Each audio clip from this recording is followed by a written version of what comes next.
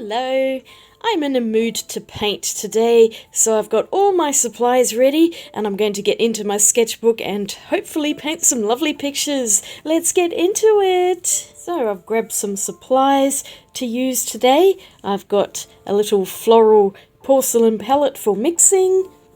I've got some paintbrushes. These are the Silver Brush Black Velvets. I really love these ones. I use them for my good paintings because they are expensive brushes, but they're very, very nice. And I've got a variety of sizes here. I would love to get some more of these, maybe some flat ones, but they're a bit pricey at the moment. And then I've got on the side of my desk a bucket of water ready to go. One side for dirty paint and the other side to rinse. I have some watercolours. I was using a few of the M.Graham Watercolours in my previous video, and so I've decided to pull out my entire palette of them.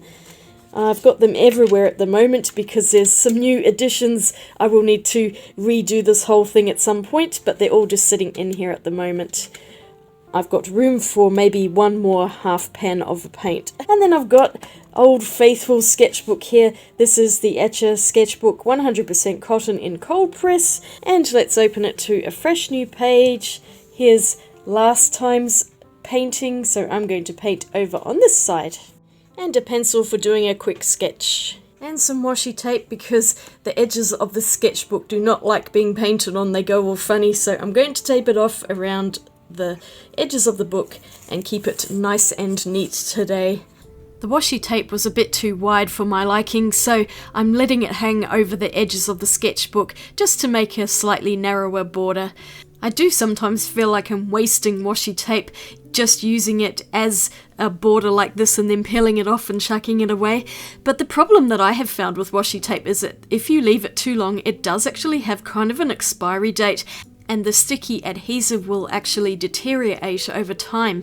I have all these old rolls of washi tape that have become essentially useless because the glue on the back of the tape is kind of all gummed together, and when you start to peel the roll, it just all rips apart and tears off. It's so frustrating. So I'm probably just going to have to chuck them away because I can't figure out a use for them. They're hopeless.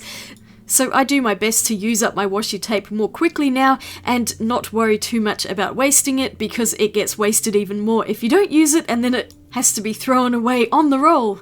Anyway, enough of that rant. I'm just about to get started on my artwork here. I did end up only doing one, and that's because I've run out of time. You know how life gets in the way sometimes, and I do have a few other things which are going to hamper with my schedule, so I thought I would focus more on one painting and maybe spend a bit more quality time on it. I am drawing out a picture from a photograph I took in New Zealand at a place called McLaren Falls Park. I posted a video a few months ago with some footage of the place we went to. It's absolutely stunning. It was during autumn and all of the trees were just red and gorgeous. So I thought this would be a fun one to paint with the bright and vibrant M.Graham colours. I actually think I want to do a larger artwork of this particular picture using oil paints or something. So this was a good bit of practice in my actual sketchbook using watercolours, which is a much faster medium, and I'm painting in the sky and water first so that I can then go over it with all of the other details. I wanted to get some of the clouds in there and also try and get some reflections on the water. I did try to get some detail, but not all of it because I didn't want to paint in every single tree. I want more the impression of the trees in the background, and there were layers with the hills behind and then trees coming towards us in the foreground, and then the really bright red trees in the front, which you can see still as blank gaps there, which I will come to later. I wanted to paint all the greenery around them first, rather than painting red mixing into the green because that would just make a horrendous mess. In my previous video I did not get to use the azo green in the painting that I did, but in this one it was absolutely perfect for those bright areas which are lit up by the sun. So I really am thankful I have some azo green to use, and I also used some hooker's green for the darker areas and a bit of sap green. I think I also used some cobalt green on a couple of the trees here around the edges just to kind of frame it a bit and add a bit more difference in greenery. Now I'm going in with my bright red colours. I went for naphthol red, Is it quinacridone rust that's in the M.Graham? I think so, that's the browner one, and also a bit of azo orange. And these just really stood out against that green background, so I quite like it. I think if I did this as an oil painting, it would be a lot easier to get more detail and layering. It's very difficult to layer watercolour on top of itself because it is so transparent. You could do it for a while, but then it just starts to turn really muddy, so you have to be careful with it.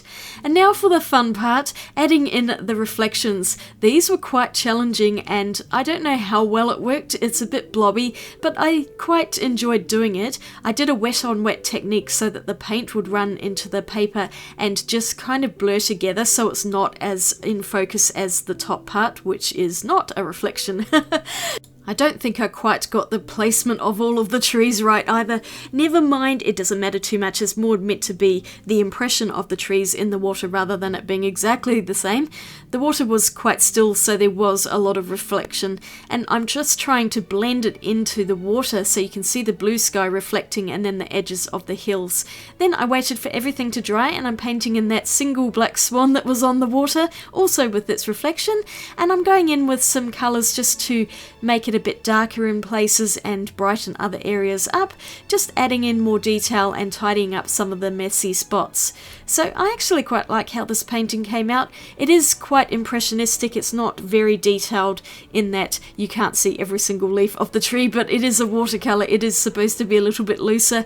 I think if I was going for an oil painting, I would spend a lot longer working on some of the more fiddly details, shall we say. I really like how bright the colours are, and it just made me happy to paint this.